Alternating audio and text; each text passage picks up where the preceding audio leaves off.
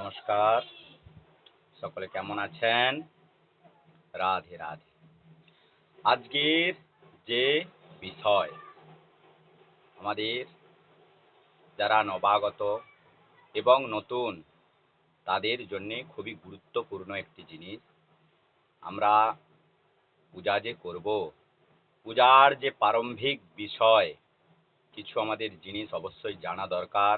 আমি একটির পর একটি পরের পর ধাপ সহিত জিনিসগুলো করছি, তাই প্রত্যেকেই যে ভিডিওগুলো দেখবেন একটু ধ্যান দিয়ে দেখবেন।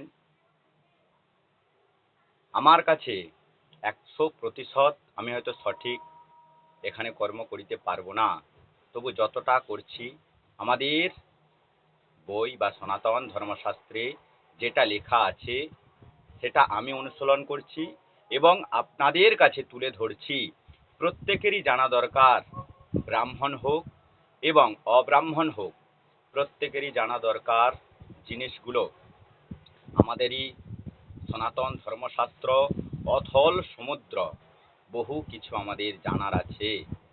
আমরা প্রত্যেকেই আমাদের এই শিক্ষা প্রতিষ্ঠান না থাকার জন্য এখন হয়তো কিছু কিছু জায়গায় হচ্ছে, এখন অনেক অগ্রগতি হয়েছে, তবুও এখন অনেক প্ল্যাটফর্মও হয়ে গেছে। সেই হিসাবে আমিও চেষ্টা করছি যে সঠিক মানুষের কাছে তুলে ধরার জন্য, যাতে প্রত্যেকেই প্রকৃত শিক্ষাটা পায়। তাই আজকের যে মূল বিষয়বস্তু হচ্ছে, এই আমাদের যে হাত আছে, এই হাতের এই যে করতল, এই যে আঙুল, এই যে কোনখানটার কি নাম আমি বলবো, প্রত্যেকেই একটু ধ্যান দিবেন। কারণ পূজা করার সময় এগুলো যখন যারা নতুন তারা হয়তো জানবে না, যারা পূজা করেন তারা অবশ্যই সকলেই জানবেন। সেই জন্য এই যে হাতের যে কোনখানটাকে কি বলে, আপনাদের খুবই গুরুত্বপূর্ণ জিনিস, এগুলো কাজে লাগবে। এবার আসি আজকের মূল বিষয়বস্তু। আমাদের এই যে হাতের যে করতল, এইগুলোকে কি নাম বলে, কোনখানটাকে কি বলে, সেগুলো আজকে জানবো। তো আজকে প্রত্যেকেই একটু ধ্যান দিয়ে দেখবেন। আগে জেনে নিই। আমাদের এই যে এখানটাকে বলা হয় মণিবন্ধ। মণিবন্ধ হয়ে গেল। এবার আসি আঙুল নাম সম্পর্কে। এই যে আঙুলটা দেখছেন, এইটার নাম অঙ্গুষ্ঠা বা বৃদ্ধাঙ্গুলি। এইটার নাম তর্জনী বা প্রদেশিনী। এইটার নাম মধ্যমা। এই যে আঙুলটার নাম দেখছেন, এইটার নাম হচ্ছে অনামিকা বা উপকনিষ্ঠাও বলা হয়। আর এই যে ছোট্ট আঙুল, কোড়ে আঙুল বলা হয়, এই কোড়ে আঙুলটাকে বলা হয় কনিষ্ঠা। তো আমরা আঙুল সম্পর্কে অবগত হলাম। এবার আমরা জানব এই যে আঙুলের এই নিচে ভাগগুলো, এইগুলোকে বলা হয় মূল।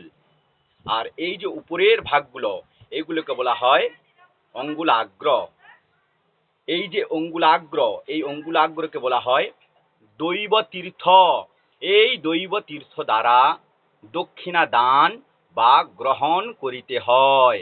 এবার আমরা আসি এই যে কনিষ্ঠার যে মূল, এই জায়গাটাকে বলা হয় কায়তীর্থ বা প্রজাপতি তীর্থ। এই প্রজাপতি তীর্থ বিবাহের সময় আমাদের লাজ হোম বা সোমপান করিতে হয়। এইবার আসি আমরা হচ্ছে এই যে এইটা আমার ডান হাতের যে এই অঙ্গুষ্ঠা এবং তর্জনী, এর যে মধ্যভাগ, এই মধ্যভাগটাকে বলা হয় আমাদের হচ্ছে পিতৃতীর্থ।